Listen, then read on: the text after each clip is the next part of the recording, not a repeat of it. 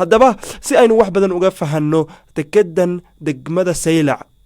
qadiimiga ah taariikhdeeda waxyaabaha ay soo martay ahmiyadda ay leedahay iyo waxyaabaha kale waaweyn ee hore uga dhacay intaba waxaan telefoonka kula hadalnay mid ka mid a dadka deegaanka oo odayaasha dhaqankana ka mid ah waa ninka lagu magacaabo Suldaan Mahdi Cabdi Ibraahim oo u waramay wariyaheena Cabdiraxmaan Bidaan waxa uuna suldaanku hadalkiisa ku bilaabay horta meeshan saylac waxa jirta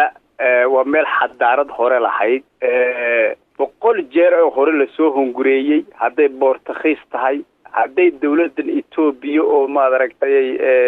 bariyihii hore boqortooyadii hore ay tahay waa meel dagaal badan ka dhaceen waa meel istiraatiiji ajiiba ku taala oo badda casa marka hongureentani weligeedba way jirtay tii un baa haddana waqtigan xaadirka oo aad moodo adduunyadii inay xoogayso mar labaad soo laba kaclays marka waqtigan xaadirka imka la joogo maxaa keenay in saylac aad looga hadalhayo oo ra'iisul wasaaraha Itoobiya iyo dawladda Itoobiya ay afkeeda dhowr jeer ku soo dhacdo saylac maxaa keenay kulate waxa keenay horta adduunyadan damac kama dhamaado maadaama adduunyada aanu damac ka dhamaanin meeshina ay u yar muuqato in ay tahay meel dayacan oo wax badani ka shaqeynayn Itoobiyana ay halkan Jabuutina lugta kula jirto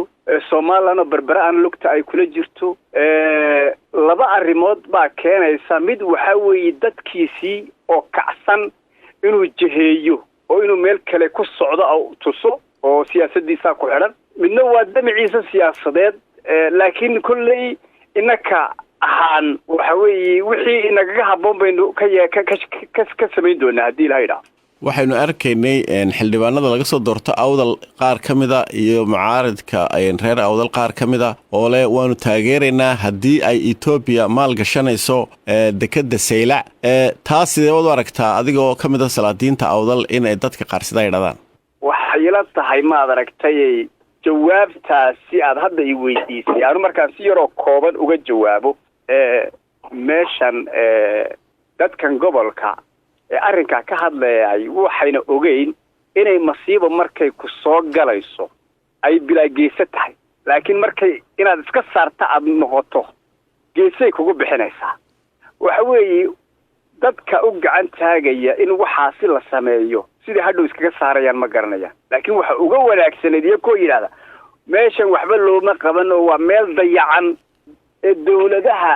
arrinkaasi wax ka qaban kara sida dawladda Soomaaliya waxa ka qabato oo meeshii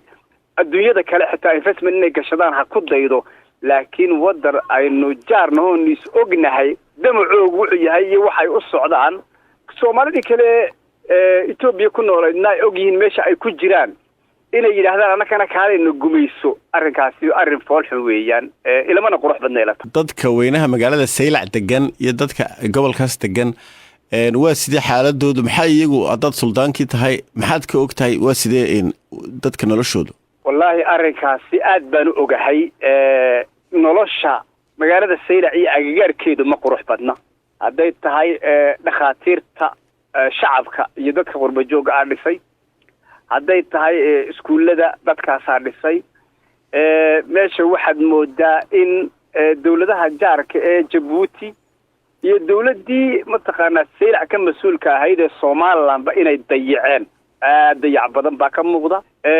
waxa ka muuqda fogaasho oo fogaashahaasi uu yahay dariiq la'aan